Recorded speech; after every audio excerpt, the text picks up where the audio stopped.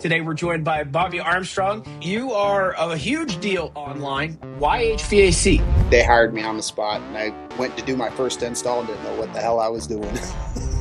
The things you do in your teenage years are habit forming forever. I got put under a mentor who was a drill sergeant in Vietnam. There's somebody out there right now in a truck, and they're making the decision to make themselves better. I'm thankful to be alive. I enjoy my job. I spent time in the office and chose to go back to the field because I was miserable in the office. And no matter how bad you think you got it, how tough the job is, it could be 10 times freaking worse.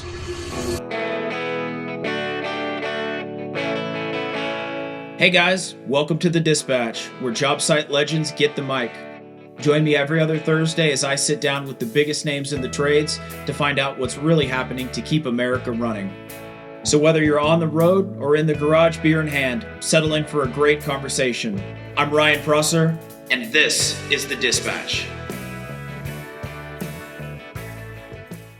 Welcome back to The Dispatch, where job site legends get the mic. Today we're joined by Bobby Armstrong, an HVAC pro with over 25 years in the field, skilled trades veteran, and one of the most followed voices in our space, a true blue-collar hero. Bobby, welcome to the show. Thanks for having me. All right, so we are going to get into it right off the top. So we were just doing the pre-interview, folks. We were not live yet, and I was talking to Bobby about how long he's been at HVAC, et cetera. He said it's not HVAC. So, okay, folks, I want to know, if you work in HVAC, what's your take? Bobby, give him your take. So is it HVAC or is it HVAC? It's an acronym. So it's HVAC, heating, ventilation, air conditioning. All right, so it's an acronym. Folks, you can't have an acronym and an abbreviation. It's got to be one or the other. So, folks, comment down below. Is it HVAC or is it HVAC? Now, I don't know. How are they going to easily spell that out? I guess you got to put the periods between the letters if you're on team acronym. So, I think here's what we're going to do. There's two teams here. You're either say the word or say the acronym. If you don't know how to spell acronym, folks, you are listening to the right show. It's okay. Nobody else does either. So just spell acronym the best you possibly can. I don't know. Nobody knows. If there's squiggly red letters, who cares? You're close enough. If you say HVAC, you're out. You're out. We're still friends. We're still friends. All right, man. So you are a huge deal online. For folks that don't know, you do have a huge footprint in this world. Tell us a little bit about your background. Okay, Bobby Armstrong, aka Blue Collar Code, 25 years experience. Played all the roles: install, service tech, residential, commercial. I was service manager for a little bit. Decided to go back to the field because the office fucking sucks. Sorry, pardon my French. I love it. No, listen, we are PG-13. Every guest gets to swear 5 times. Okay, so you're down to 4, unless Susie bleeps that out. So, Bobby, your story is extremely unique in a industry filled with very unique characters in my experience. We've had some folks on the show that were pretty young, 19, 20, whatever, but you're not necessarily so young now. Your story is interesting because you were so young when the story began. You started am I correct in saying kind of at the very beginning of what, your teenage years, 13, 14 timeframe? Have I got that right? Yeah. So I grew up in a religious household. I was number 4 out of 6 kids. So I was the outgoing attention getter. I was being babysat by my elder sister, called her a bitch, which is a huge no-no. And my dad worked in a commercial auto body shop. So she called my dad. My dad called me, told me to put some work clothes on, and I basically swept floors in a commercial auto body shop. That's how I started. Take us back to, age 13, auto body shop, you're sweeping floors. What are some of the first things that you got thrown into that were real, that would really be considered the trades? Hey, we need you to get in there and connect this transmission to the drivetrain or whatever. What were the first things you were actually doing that this started to turn into a career in the trades? Welding. And then my dad assigned me as the windshield guy. So I was removing windshields, putting windshields in. I got put under a mentor who was a drill sergeant in Vietnam, and he taught me how to weld basically. So from there, I went to trailer repair, eventually got into HVAC school. And what, one thing that that really hit me hard, reflecting on being so young, getting thrown into a blue collar environment was the people. There was pranking going on. There was dirty language. It was a good time. I mean, those are formative years. There's no question that like the things you do in your teenage years are habit forming forever. I love that they No, threw you right into welding. The thinking is like, my kid is going to learn the trades. Let's give him, a torch and some metal. Let's have him melt the metal onto other metal. And look, I got 6 kids. So if I end up with 4, I'm still doing pretty good. Is that like, is that the thought process? well, no, I think there was two defining factors that got me into welding, and it was I was a small guy, so I could fit into tiny places. Like I Ah, was laying up under buses and welding. A lot of the welders in the shop were bigger guys, and then I was getting all the welding jobs that the other guys didn't want to do. And I didn't know any different. I was, I'm welding. I'm excited to weld. So I got stuck on these crazy structural repair jobs. So I think it was a mixture of I was a small guy so I could fit in tiny spots, and I was doing the work that the other guys didn't want to do. This episode is brought to you by FieldMind, built for the hands that keep America running. FieldMind gives your field service techs ready access to technical documentation, service history, and your team's best tribal knowledge right where they are, in the field. FieldMind is the tool for field service techs. Learn more at fieldmind.com. you've got a motto that I've heard: "Make work fun again." Am I on the right track with that? Is this a thing? And what I Sure. love about you is you have this kind of ever-present enthusiasm and positivity. And I know that you've kind of famously, and you've talked about this on other shows, gone through addiction and recovery. And I have definitely seen a pattern in my life of people that come out the other side of that. There can be this relentless positivity because they're like, I've faced down that, I could face down anything else. Is there something to that, or what for folks at home? I don't know. What can you expand on that a little bit? Sure. So recovery is like coming back from the dead or having a, near death experience. Flowers are prettier, nature's prettier, feelings are deeper. The things that I took for granted pre-addiction, there's no way I would take for granted now. Yeah, I do have a positive outlook after my addiction.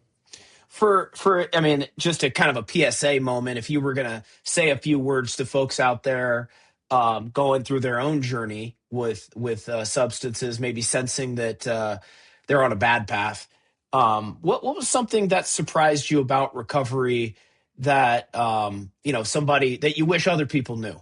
It's easier to quit than you think it is. I mean, you make up this big issue in your head that quitting is going to be the hardest thing you've ever done, and it's really not that hard.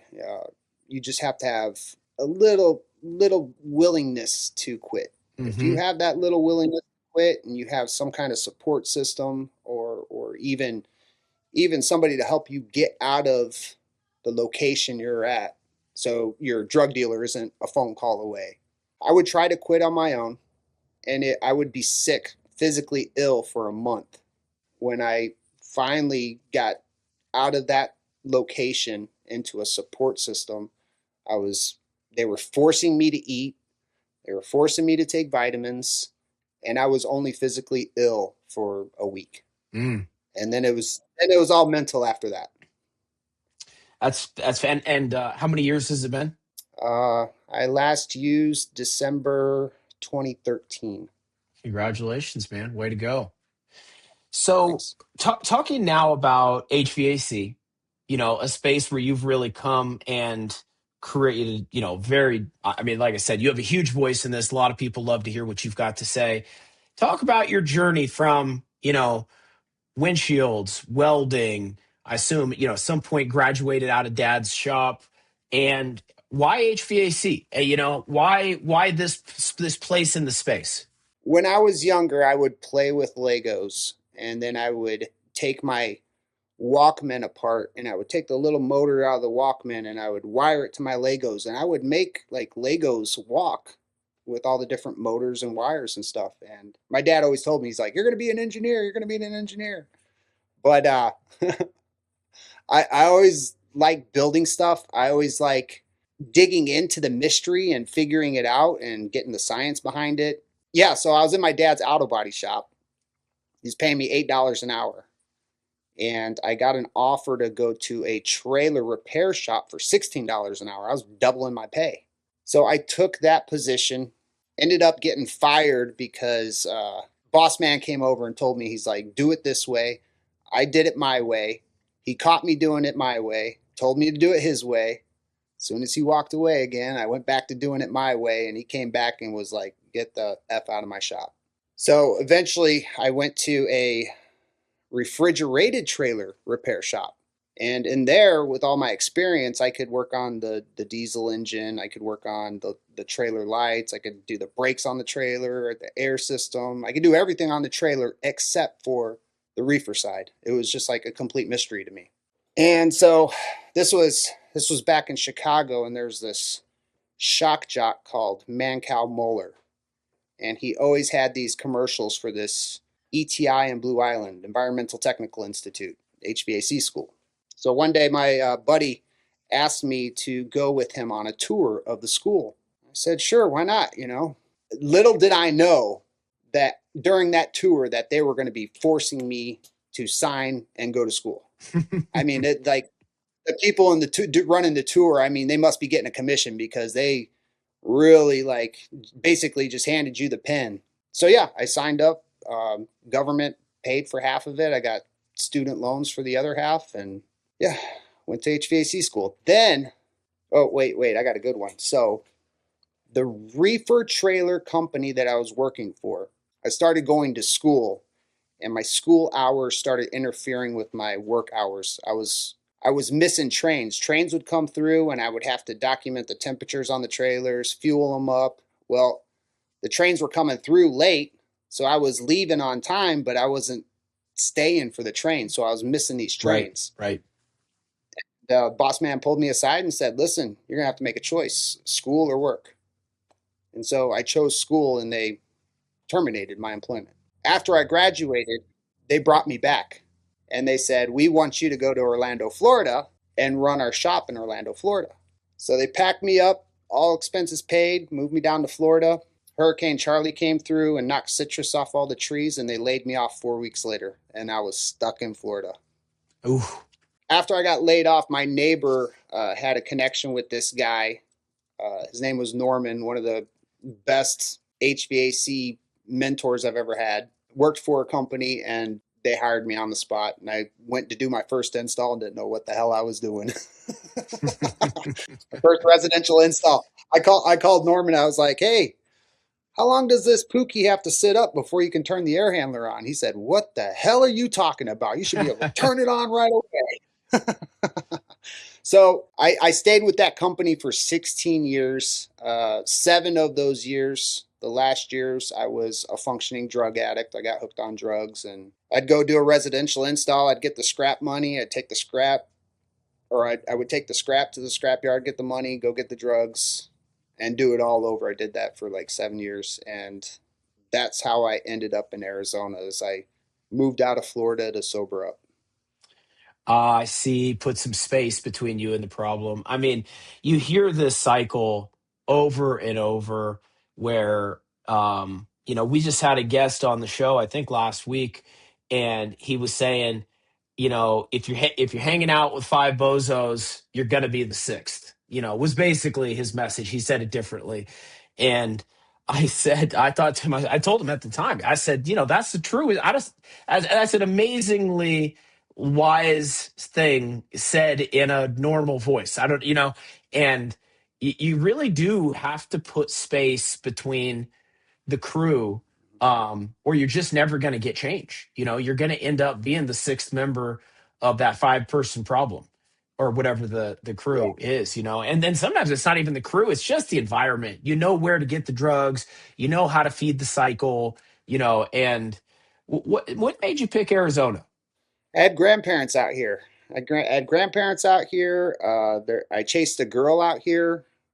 When you're in recovery, so those 7 years, I suppressed my sexual urges. My sexual urges were drugs, and so when you sober up, man, it's your hormones are raging. And I came Hmm. out here chasing a girl.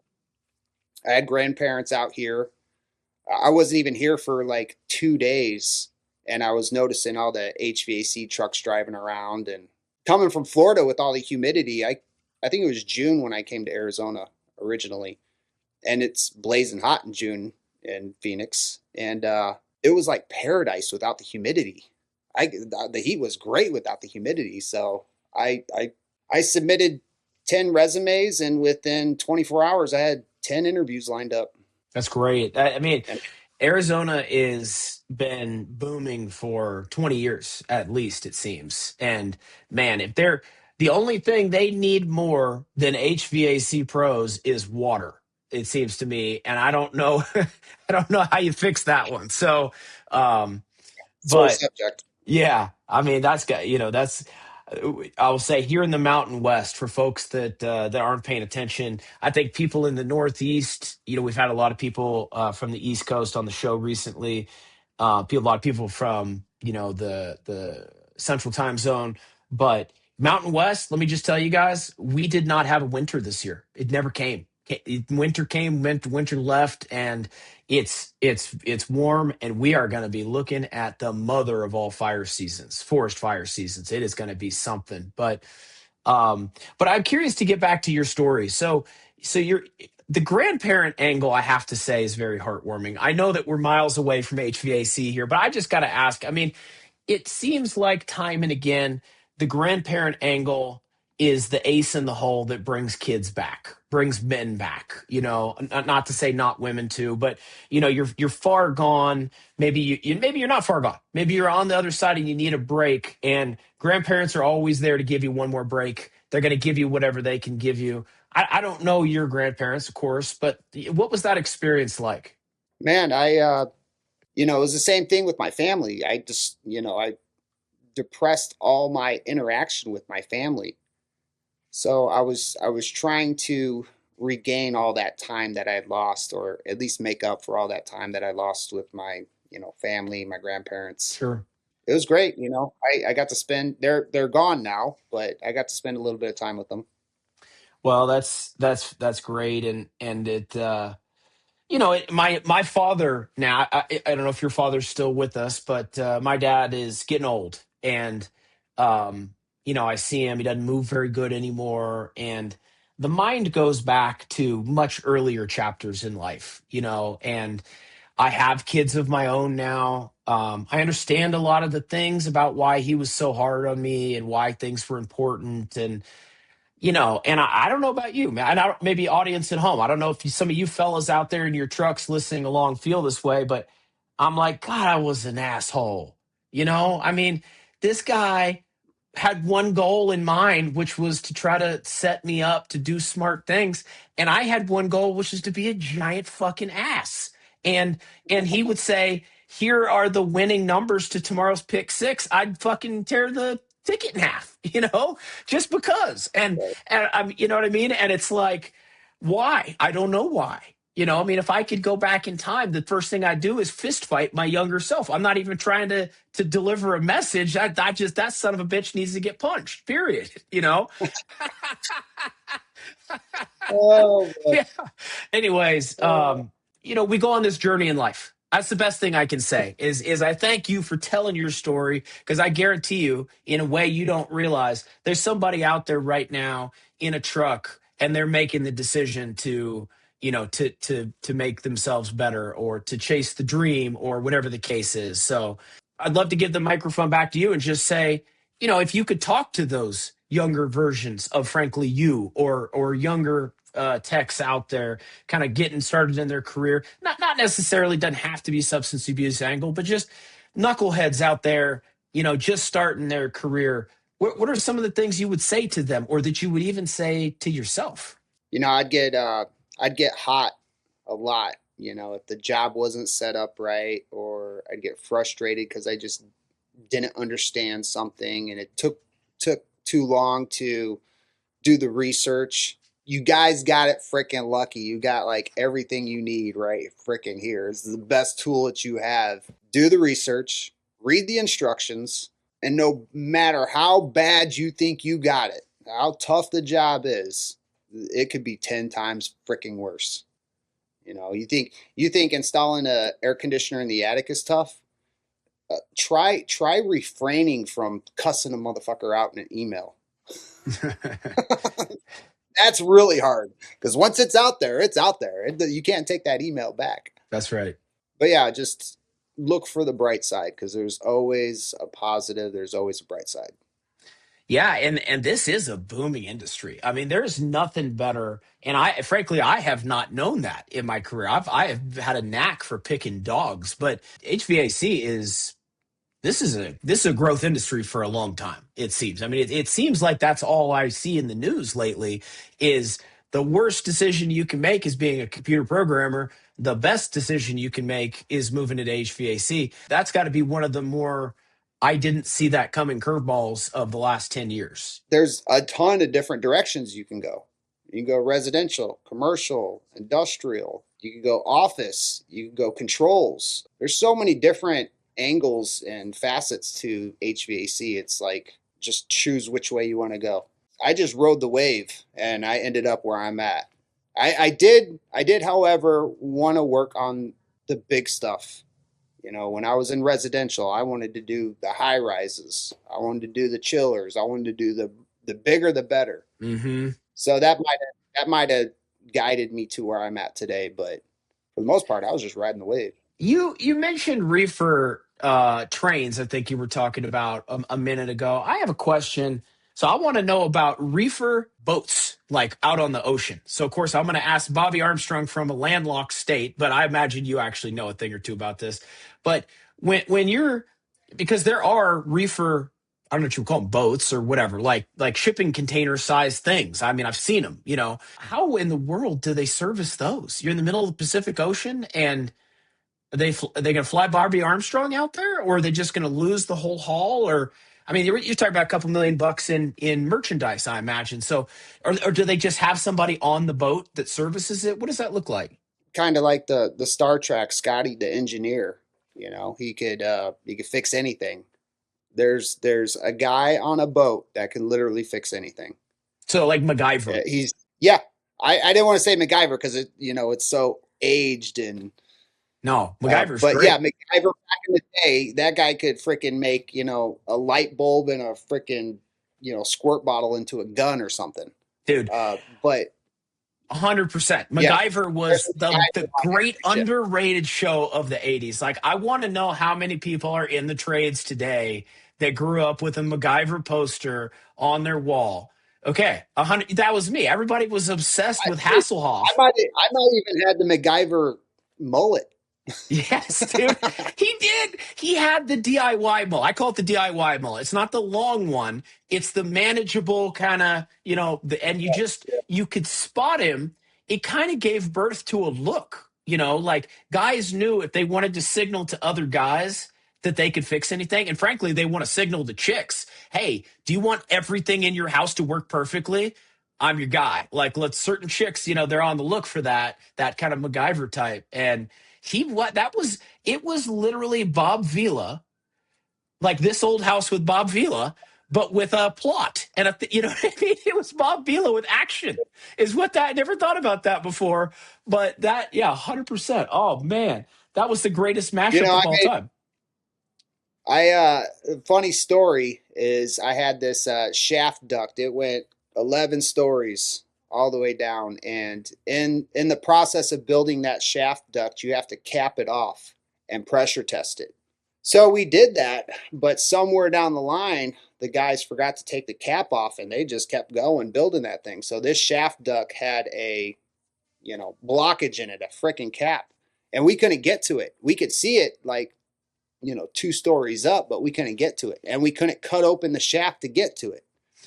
It was like right where it was at was like the shaft was surrounded by kitchen equipment. We couldn't get to it. So we ended up cutting a hole in the wall, a story down, and I put a roto zip on a paint stick, a long extendable paint stick, and we stuck that roto zip up in there with a magnet. We dropped a magnet in from the top to hold the piece of metal, so when we cut it all the way around, it didn't go flying down. And stuck that roto zip in there, and we cut that thing out from story below. Well, I made a reel on it, and I put the MacGyver music. Let's go. Because I was making the tool, and Instagram like kiboshed it a couple months later. They took away I guess they lost the rights to the music or something like that. So now the video's there, but it's just like a silent video. Yeah. Yeah. It's so weird when you see old movie clips and they strip the movie. It's like a sing along part of the movie, and they strip the music out. Everybody looks so weird. But okay, so I got to ask the audience, HVAC Nation. I got to know. We're talking about MacGyver. I'm sitting here with Bobby Armstrong talking about his MacGyver moment. What's your number one MacGyver moment? Okay, older HVAC pros, I know you know who I'm talking about, MacGyver. I want to know, what is your number one MacGyver moment? Post it in the comments below. So, Bobby, let's. If I could keep you for another minute, I know that we've been running here, but we got a couple questions from the audience. You got a few more minutes? Dude, I got as much time as you need. You're the man, Susie. Let's take a couple questions from the audience. Absolutely. So, Bobby, some of your fans got into our question box this week. So, hey guys, Jake from Missouri here. Bobby, big fan, man. So, you've been doing this forever and you still make it look fun. What's the secret? Drugs. Don't, Stop doing drugs. Don't buy drugs, kids. No, I'm just I'm thankful to be alive. I enjoy my job. I spent time in the office sitting at a computer doing this, and chose to go back to the field because I was miserable in the office. And going back to the field, it made me realize that the field isn't so bad. It's actually a lot of fun. And, most of the time I'm just turning my brain off, going on autopilot. I got all this experience and knowledge, and it's easy. I like my job. And I'm not a different person when the camera comes on. I'm still the same Bobby, camera on or camera off. And, I'm looking for things to make it fun. I'm looking for the jokes, the dirty jokes, the awkward jokes. Yeah, I'm looking for ways to make it fun. You've mentioned that a few times, and you've mentioned you've taken a dump on office work a few times, which I agree with. I think the world is coming around to big time. Where does that come from? Like you mentioned, you were in it, you left it. Like, can you talk more about that? Sure. So in Phoenix, I'm a loyal employee. In Florida, I worked for the same company for 16 years, and here in Arizona, I'm on my second company. I've been here like almost 14 years. But it was a mom and pop's commercial mechanical contractor. They got bought out by a corporate entity. So mom and pops, I really made an impression with the owners. I was a service tech. I was the highest grossing service tech. They pulled me into the office to teach the other technicians how to do what I did. That's how I ended up in the office. And then it got bought out by a corporate entity. And the corporate entity pulled me into a training course, a 3-year training course, primarily like a soft skills training course. So I'm super grateful for it. The corporate culture is freaking poison. So I'm trying to stay far away from corporate as much as I can. If I work for a corporate, I'm going to try to stay below that radar. I learned a lot, and I appreciate it. It makes me stronger, more valuable in the field. But since I'm still healthy, I'm going to remain in the field until I can't do it anymore, and then I'll mosey on to the office. I love it. Susie, I think we got time for one more. Hey guys, I'm Danielle from El Paso. Love the show. I'm trying to level up in this trade. What should I really be focusing on right now if I want to be solid long term? I really don't know if it was always like this, but it seems like the more recent a generation is, the more they kind of want to know what's the cheat code? How do I get to from X to Y faster? How do I get to be earning more faster? I don't, maybe there are some things they could be focused on, and they're asking the right question. What should be focused on? But it really seems like the answer we hear over and over is your reputation is everything. Focus on learning over earning initially. I don't know. Are those your takes, or are there some things you would recommend they definitely focus on? Yeah, those all help. What helped me was taking the good with the bad. I never turned down a job. If the boss man came to me and he needed something, I was there. It might not always been in my favor, but I was freaking there. And I believe that if this is a younger generation that's talking here or asking this question, I think they have a golden ticket right now because it is so easy to outperform people in your group, people at your company. It is so easy. So I think work ethic is more valuable than anything right now. Loyalty is valuable. So if you want to take the next step, be better than the next guy. That's it. Yeah. Invest in yourself. Um, I guess I have one more question for you, pivoting kind of back to your story. Um, as you look back on your career, I always love to ask people this. What's something recently that's caused you to feel like, man, this is why I do this? I have a service heart, and it's fulfilling for me to help that customer, um, help the boss man. I do it because it is very fulfilling for me to fix the machine and then have, be the hero to Hmm. everybody in that building. Uh, that's why I do it. Man, I appreciate that story. Bobby, thanks so much for coming, being on our show here today. Thanks for having me. All right, that's a wrap for today. Thank you for listening. Join us next time as we meet another frontline tradesman out there keeping America running. Thanks for listening to The Dispatch. If you enjoyed today's episode, don't forget to subscribe, leave us a review, and share it with a friend in the field.